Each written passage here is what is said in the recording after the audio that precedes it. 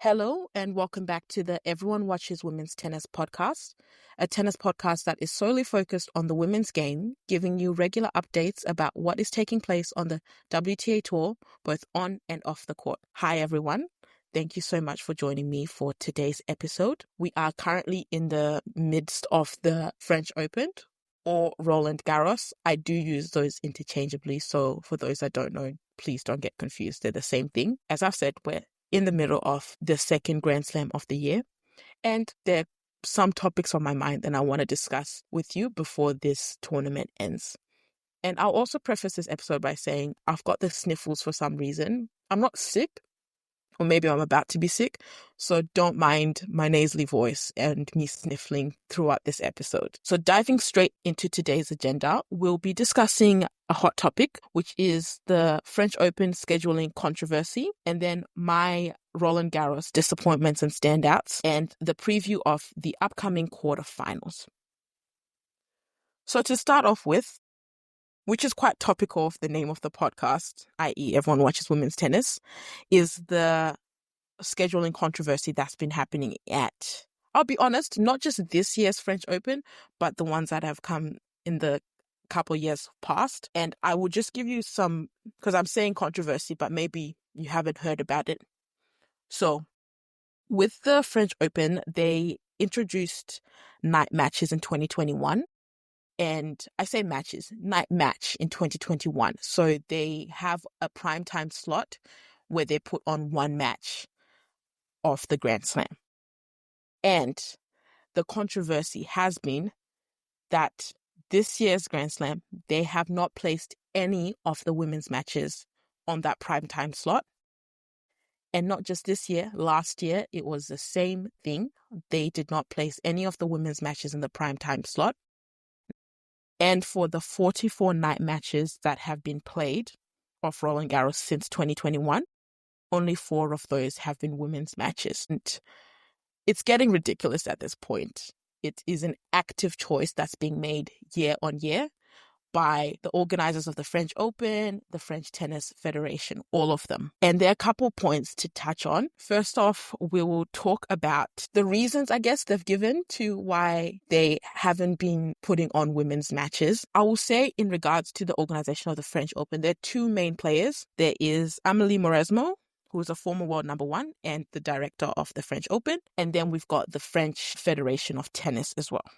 Both have been quoted saying some things that I personally don't agree with. And I think it's time to take them to task or just keep pressing on those questions. Amélie Mauresmo, as I've said, former world number 1, top player in the Hall of Fame, has been questioned multiple times during this tournament about why they haven't been highlighting women's matches, why they haven't been featured. And she said many comments from the matches not being long enough. We want players to get value. Not players. We want ticket holders to get value of their money. But I think it's a bit of just an excuse. It's something that you can just pull out at any point. But I will say this is something she said, quote, verbatim, after asked why they haven't been putting women's matches on the prime time slot. She said, "We cannot check every box because we have many, many things to think about when we do this." And when she says we do this, she means the event. I know that's just one sentence, but it highlights something glaring. Women's tennis is not a priority to them. It's not a priority to the director. It's not a priority to the competition. And not just her, because she is the face of Roland Garros. The French Tennis Federation, the French Federation of Tennis, has also been quoted saying some things that, again, I don't agree with personally, which is the director of the French Tennis Federation. There is no appetite for women's tennis. I think it's so disappointing of them to say things like that. I think it's disappointing for it to not be a priority in some way. To touch on one of the points that's been said by not just the director, but also other people who agree with the stance of not placing women's tennis in the primetime slot, is that women's matches are shorter, so we want ticket holders to get value for their money. As someone who watches a lot of tennis, both men and women, I can 100% tell you that just because you're playing best of 5 and a match is ultimately going to be longer, doesn't mean it's a higher quality match. Especially from what we've seen this French Open, it doesn't mean it's a higher quality match. We've seen some stunning 3-set matches and sometimes even 2-set matches that produce such a high quality of tennis without needing to go that extra 5 sets. We've also seen matches that have been best of 5, ended in 3 sets, that were short and not that entertaining, i.e. Yannick Sinner versus Jiri Lehechka. So that point, I shut it down straight away. I think it's a shallow point.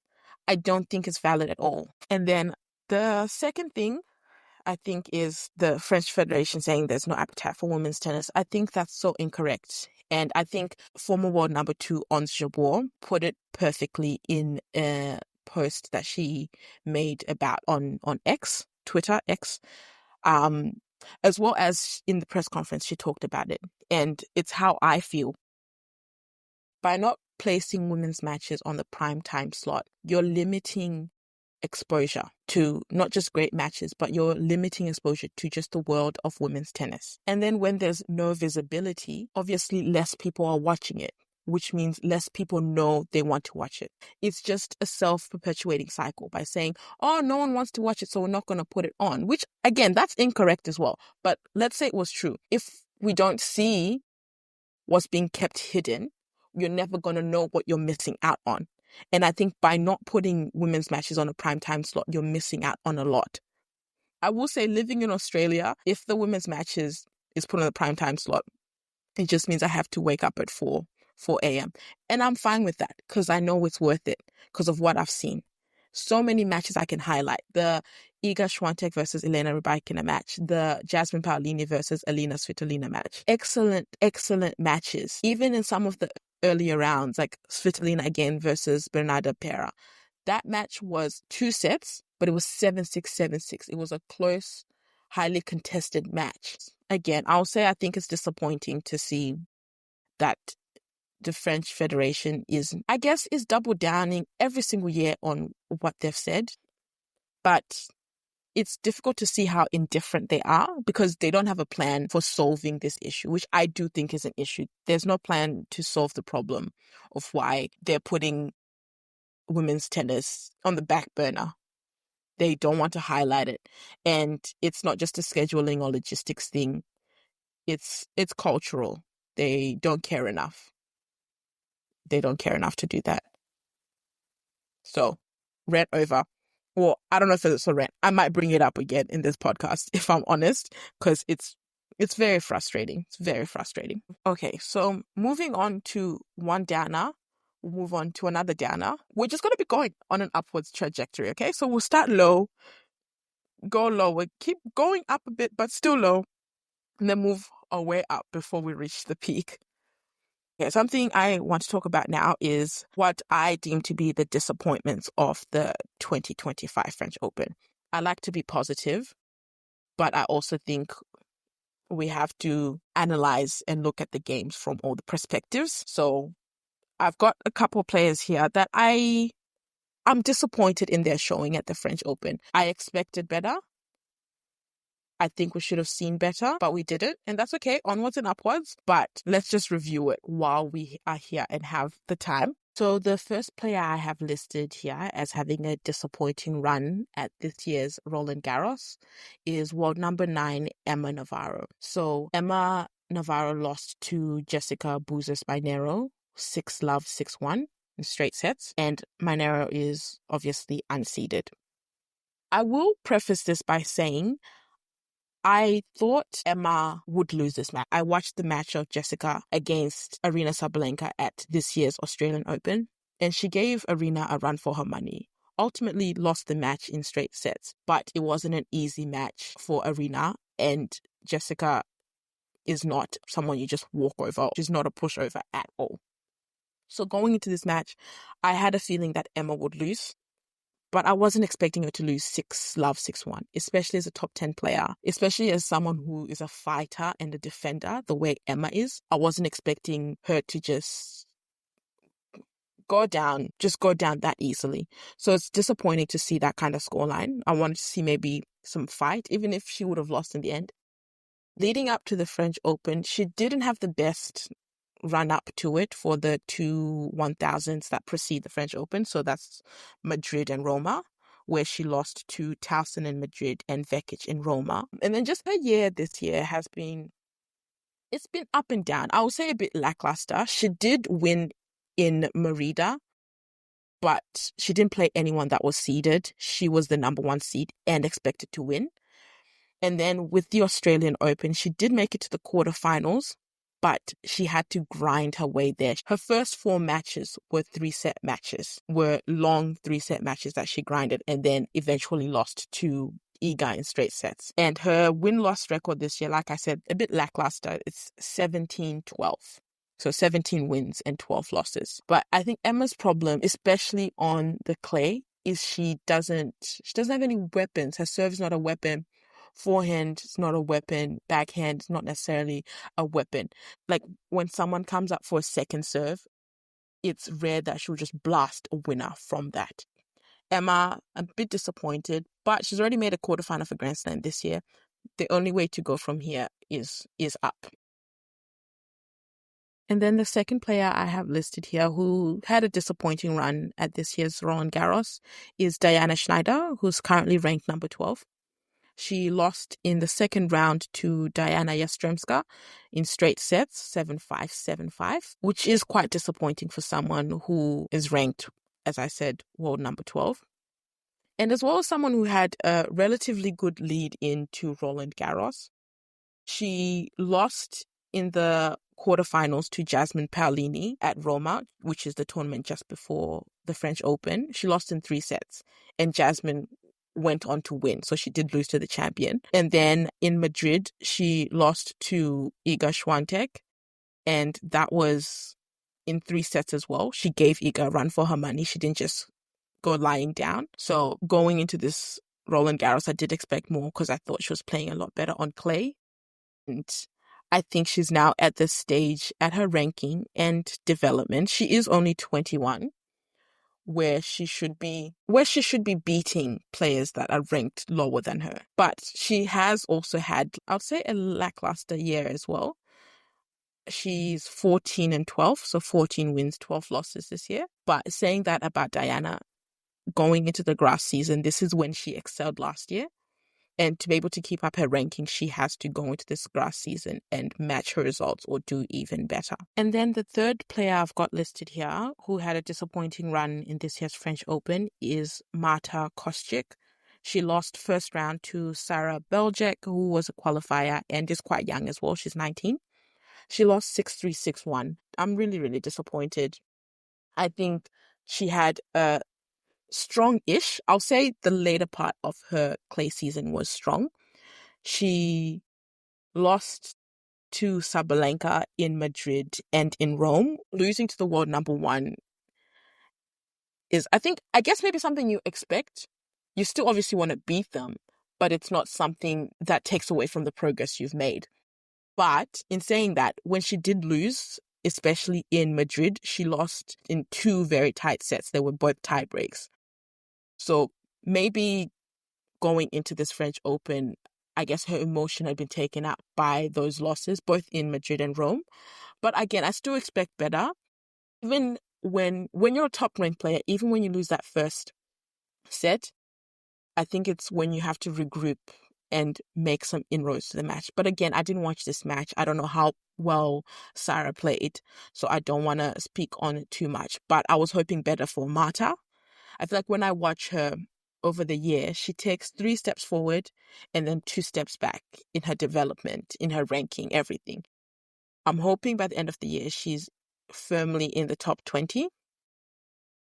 But maybe I'm being harsh. She's only 22, turning 23 at some point this year. And her win-loss record this year is 17-11. So not the worst, but definitely could be better. Before I move on onto the standouts and become a little bit more positive. I will put in some special mentions for people that I think maybe would be disappointed in their run at this French Open. So we'll start with Karolina Muchova. Muchova is ranked 14th. She is a former Roland Garros finalist in 2023. She lost in the first round to Alicia Parks in 3 sets. But she's also coming back from injury and did not play any lead-in tournaments. So it's a bit of a toss-up if it's like a disappointing run. But again, you never, especially if you're ranked 14th, you never want to lose in the first round of a slam. And I've seen Muchova play. When she comes back from injury, she just keeps on moving like nothing happened. So hopefully that's what we're going to see moving forward the year. She just starts doing what she does best, which is playing tennis well. And then the second person I've got here is Maria Sakkari, who is not at her best ranking-wise and tennis-wise, but she was looking better going into this French Open, especially in Madrid. But she also lost in the first round to French wildcard Elsa Jacquemot in straight sets. But I'm just hoping moving forward to the year that Maria can get that confidence back and play the really good tennis that we know she can. And then moving on a more positive note, going to the people that I think have really stood out, my standouts for this year's 2025 French Open. We'll start with the most obvious one, which is Louis Boisson. I don't know French, but I think I pronounced that pretty well. I'm not going to lie. But Louis Boisson is currently in the quarterfinals. She did this as a wild card with a ranking of 361. Out of the standouts, she's the standout. So this is actually her first Grand Slam ever, which is crazy, which is so impressive. And it's a home slam as well, which again, probably makes this feel so much better than it would being at any other slam. Because she's in the quarterfinals, I am going to talk about her a bit more in the following segment, but she actually is coming back 1 year after ACL surgery. She tore her left ACL. So that's impressive as well. But like I said, I'm going to talk about her very, very soon. So we'll go further into Louis. Then the second player I have listed here who really stood out to me during this Roland Garros is Hailey Baptiste. I have been waiting for her moment to shine. She's currently ranked number 70, which will go up after this French Open is over. This 4th round that she made was actually her first 4th round of a Grand Slam. So that's something to take note of. Just going through the players she beat, she did beat Beatrice Haddad-Maia, whose best surface is clay, is ranked number 23. And then Naoya Hibino, who is currently ranked 157, then had a great match against Jessica Bouzas-Minero as well. And then eventually lost to Madison Keys in straight sets. But I think we're now seeing that development in Hailey's game, in that she's beating players that she's supposed to. She's finding a way out of certain matches. She's finding ways out of games. She's winning games that she should be winning. Watching Hailey, she has so much talent. So I'm hoping that that talent can be paired with hard work, and not just hard work, constant improvement and revision of your game to see where the top players are and chase after that. And her serve is a weapon. And I just hope it becomes more consistent and something that she can count on and call on when she needs it, like an ace when you are down a break point. I will say this, because she's so talented, sometimes she plays shots they're great shots, but they're too complex and they don't win her the point. When she could have just picked an easy shot that wins her the point, a shot where the opponent wouldn't get to. Maybe she overthinks. Again, I don't like to put things on players, but maybe she overthinks. Instead of hitting the ball down the line, I saw this last night. Instead of hitting the ball down the line because your opponent is on the other side of the court, she did a drop shot going to the side where her opponent is on, and Madison Keys ended up making the shot and winning that point. So I think there are times where she could just make her life easier and just play the easy thing. Do the easy, straightforward thing and just get those points, win those games easily. But good thing about Hailey, again, she didn't play qualifiers for this tournament, but going into Wimbledon as well, she won't have to play qualifiers, which is a good place to be, and just to keep building on that so your ranking gets higher, and at some point maybe you'll be seeded, making the path to a 4th round quarterfinal so much easier. but I'm happy to see the development. And then last but not least, I have got Victoria Mboko, who is 18 years old. She is currently ranked 120. That will change after the new rankings come out at the end of this tournament. She'll be one of she'll be one of 3 teenagers in the top 100. So again, played well, has an excellent serve, a weapon, and she has a lot of easy power in her ground strokes. So it's good to see because she can keep up with the best of them. And that's what I saw in the match that she did lose against Zhang. She did lose, but she looked like she belonged. It wasn't a loss of someone being overpowered. It was a loss of someone being younger and less developed than the other player. That's what I saw. And this year, she has a great win-loss record, so 37-5. All of it hasn't been on the WTA. It's also been on the ITF tour, but a win is a win in my book. She's also got 8 ITF titles. In saying that, though, I feel like she's played a lot of tennis this year. So it's about her team and her family being able to now, I guess, schedule her in a way that she can preserve her body, but still be gaining that experience on the circuit and on the tour. And like I said, she'll be in the top 100. So hopefully she can maintain the ranking or even get a higher ranking and not have to play qualifiers for Wimbledon. Okay, so getting into the final part of this podcast, which is the previews of the upcoming quarterfinals. They literally start in an hour and 20 minutes. So I'm sorry if you're listening to this and the matches have already happened. But hey, hindsight is always fun, isn't it? So we'll start with the first quarterfinal. That's also the first quarterfinal on Philippe Chatrier. It is Qinwen Zhang. I need to learn how to say her name properly because I hear different things and I don't like it. So I am going to do my research, and next episode, it won't be perfect, but it will be a lot better. Anyway, her nickname is Queen Wen, so I'll just call her that. So we've got our Queen Wen versus another queen, Aryna Sabalenka, and they'll be meeting in the quarterfinal for what feels like the billionth time in the tennis universe. But looking at this matchup, Sabalenka leads the head-to-head 6-1, saying that Zhang won their last meeting and their only meeting on clay, which was about, 2-3 weeks ago in Roma. Saying that though, Sabalenka's wins have all been in straight sets, except last year in the Wuhan final where they did play 3 sets. I will say this though about the matchup.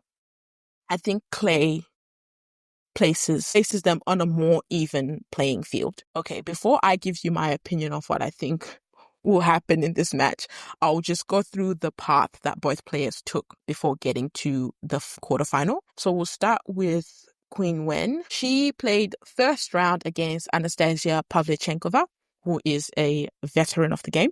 She won that in straight sets, 6-4, 6-3. And then second round, she played Colombian Emiliana Arango, and she won that match 6-2, 6-3 as well. Then going into the third round, she played Victoria Mboko, again, straight set victory, which was 6-3, 6-4. And then fourth round, she played 19th seed Ludmila Samsonova. Then the fourth round, she played 19th seed Ludmila Samsonova, and that was a 3-set match. It was a battle in the end. I think Samsonova did not take her chances when she had them because she could easily be in this quarterfinal.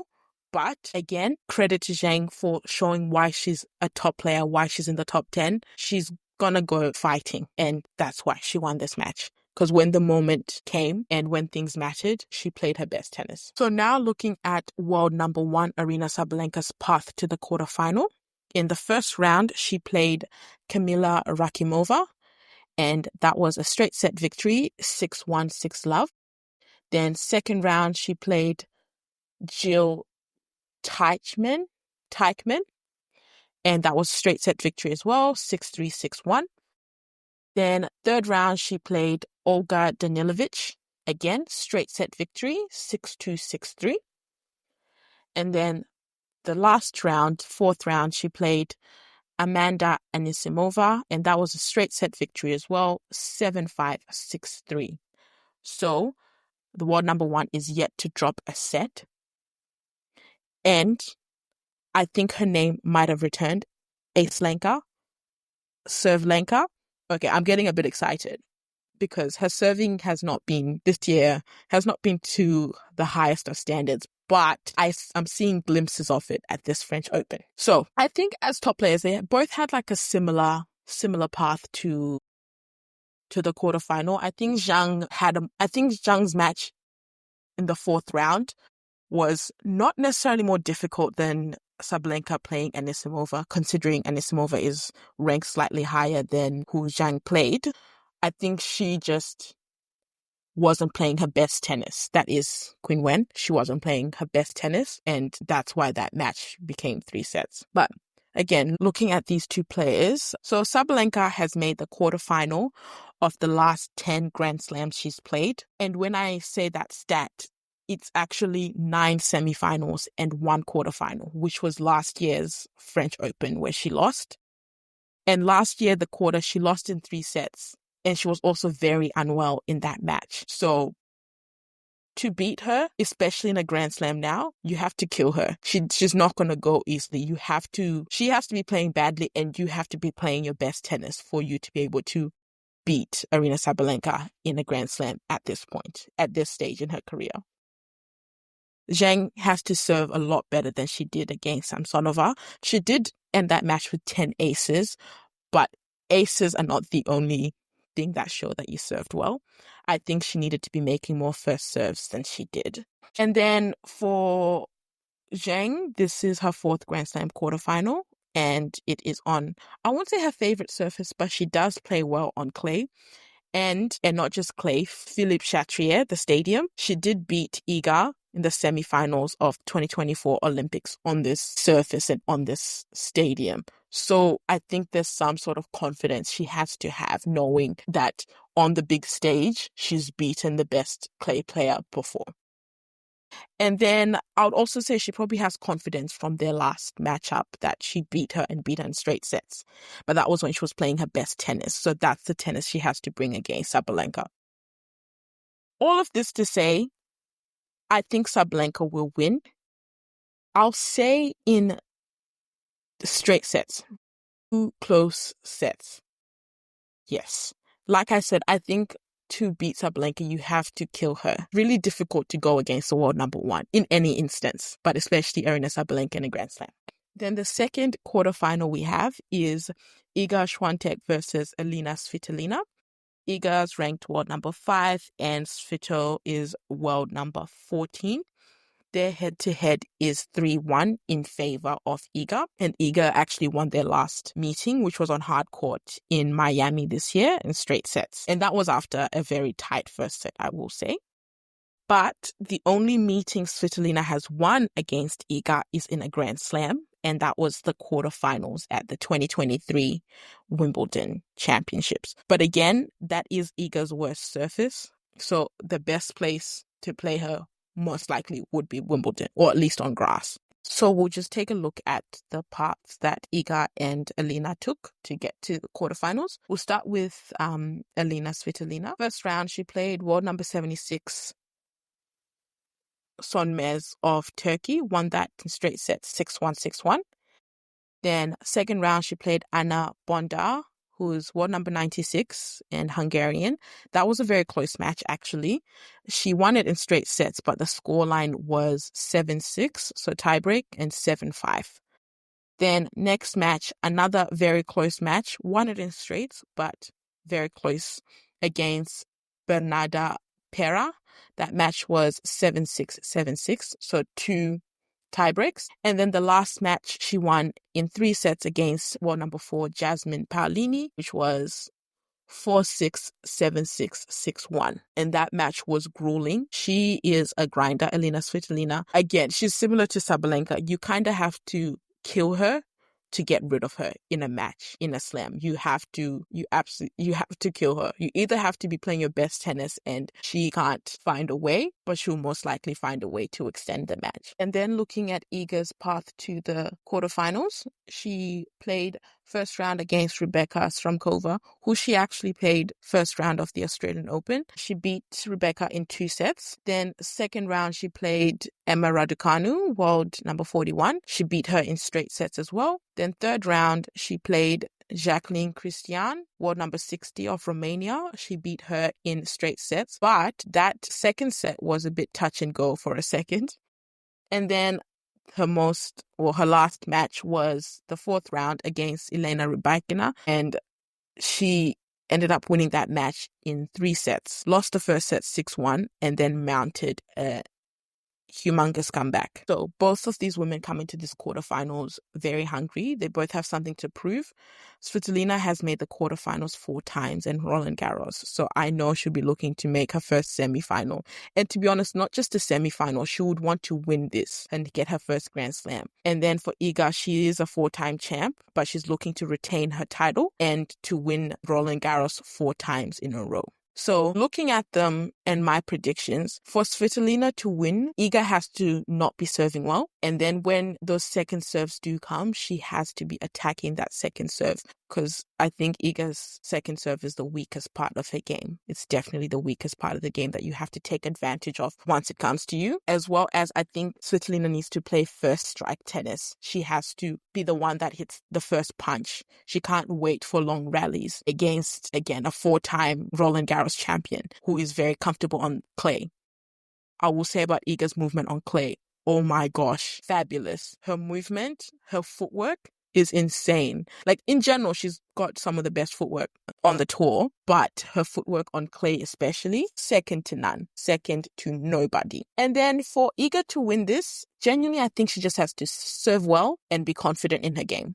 I think that's all. But she also has to stay awake and alert, because Alina can strike at any point. And then the next quarterfinal to cover is Mira Andreeva versus Loui Boisson. They don't have a head-to-head as this is their first meeting. Mira is ranked 6th and Boisson is ranked 361. So there is a gulf between them. But there was actually a bigger gulf between Boisson and Jessica Pegula in their 4th round match, and she overcame that. So if she does win this match, her highest ranked player she's beaten. So we'll start with their paths to the quarterfinal, starting with Mira Andreeva. In her first round match, she played world number 98 Kristina Buska, and she won that in easy straight sets. Then second round, she played Ashleen Kruger, who was ranked number 35. Again, easy straight set victory. Then third round, she played Yulia Putintseva, and again, straight set victory. And then her 4th round match was against Daria Kasatkina, who is ranked number 17. And that was also a straight set victory. And then looking at Loui's path, first round, she played Elise Mertens, world number 24. Won that in 3 sets. And then second round, she played Angelina Kalinina. She won that in 2 sets. Then the third round, she played fellow French woman Elsa Jacquemot. She won that in 3 sets. And then her last match, 4th round, which was against Jessica Pegula, world number 3, she won that in 3 sets as well. So I will be honest, with this matchup, I don't have too many opinions and I don't have a lot to go on. They have no history. Obviously, Mira is the overwhelming favorite. She is world number 6. She's been to the semi-final before. She loves playing on clay, but Loui played a higher ranked player and she beat her. She's a steady player, and I think she will obviously have the crowd behind her as being French woman. And I think that's something that could fluster Mira. She is only 18. And I think if the crowd is against her, it might be something that flusters her. We've seen watching her career so far. She's someone who will show her emotions, how she's feeling on her court. But I also think that helps her to win. Even in tough moments, she can regroup and refocus. So it'll be interesting to see. It'll be interesting to see that crowd and Mira dynamic if the crowd is extremely loud. But again, I don't have too much to say about this matchup, which is a bit unfortunate. It'll be exciting to see. I'm happy to be surprised. I will take Mira as the winner for this match, as the higher ranked player. someone who's made the semi-final before, as someone who has a game that has more variety, I think she'll take it. Maybe not in straight sets. No, I think she'll win this in straight sets. And then, did I give a predict? I'm so sorry, guys. I think I forgot to give a prediction for the Svitolina Swiatek match. I think Iga wins that match, and I think she wins it, we'll say 3 sets again. And then the last quarterfinal, we've got world number 2 Coco Gauff versus world number 8 Madison Keys. Madison does lead the head-to-head 3-2, and she's won their last 2 meetings. One of them was 2024 in Madrid on the clay, and then the one before that was on the grass in 2023 in Eastbourne. So first we'll just take a look at their paths to the the quarterfinal, that is. We'll start with Coco Gauff. She played Olivia Gadecki and won that one relatively easily in straight sets, 6-2, 6-2. Then second round, she played teenager Teresa Valentova, and she won that match in straight sets as well, 6-2, 6-4. Then third round, she played Marie Bouzkova. She won that in straight sets, 6-1, 7-6. But that second set was touch and go for her. And then her last round, she played Ekaterina Alexandrova, and she won that one, 6-love, 7-5. And then for Madison Keys, her path to the quarterfinals started against Daria Seville, and she won that match comfortably, 6-2, 6-1. Then second round, another comfortable match for Madison. It was against Katie Boltar, and that was 6-1, 6-3. Then third round, more difficult, grueling match against Sophia Kenin. That was 4-6, 6-3, 7-5. She actually faced 2 match points in this match. And then her most recent match, last round, against Hailey Baptiste, she won that in straight sets, 6-3, 7-5. So looking at those matches, I would say, which is something that has been commented on by myself, but also the tennis community, Coco did have an easier draw. But I do like to say you can only play who's in front of you. And she's beating people she's meant to be beating. She's doing it easily and convincingly. She does have moments of like losing serve or her forehand goes wild, but it's not detrimental to her match. And then Madison Keys has a slightly harder path. The first 2 rounds were comfortable, but that third round against Sophia Kenin, she showed why she won her first major this year in facing those facing those match points and being able to come out of it on top. So I think maybe I'd say she's more battle tested than Coco, but it'd be an interesting match to see because Coco defends well. So she will be making, well, not just well, she probably, I would say, the best defender in women's tennis. Madison Keys will be made to play an extra shot, at least an extra couple shots. And that could be something that causes unforced errors. But that's getting a bit more technical. First of all, I think Coco has to serve. She has to serve very, very well, or else Madison Keys will take advantage of that. But I also think if she doesn't serve well and the double faults creep in, Coco will end up losing the match on her own by giving away 3 points. And then Madison Keys also has to serve well, but she also has to be able to return well and pounce and end points as quickly as possible. Because if the points become rallies and she's drawn into a long rally against Coco, unlikely that she'll win, or there'll be a high likelihood she'll make a mistake, an unforced error. I will say both players are quite confident. Madison confident. She won her first Grand Slam. She won it by beating world number 2 and 1 in a row. But then we've got Coco, who's made back-to-back finals in Madrid and Rome. She did lose both of those, but she has confidence of knowing how well she can play on the clay. So it'll be interesting to see. Madison Keys has made a semi-final, but that was back in 2018. Coco has made a final. That was in 2022, where she lost to Iga. So I think both players are confident and hungry. I hope this is a 3-set match because I would want to see just more tennis from them. My prediction, I think this one's the hardest to predict. Well, I won't say the hardest. Oh, yes, actually, this is the hardest to predict. And it's also the one where I'm least confident in my prediction. I'm just going to predict the world number 2, Coco, to go through. I think she has something to prove. And I think it might be time for her to prove it at Roland Garros, which is her best Grand Slam. With that being said, I want to say thank you very much for listening to this episode of Everyone Watches Women's Tennis. I hope you took something out of it or just enjoyed listening to me ramble on. I will see you at the next episode. Thank you. Bye.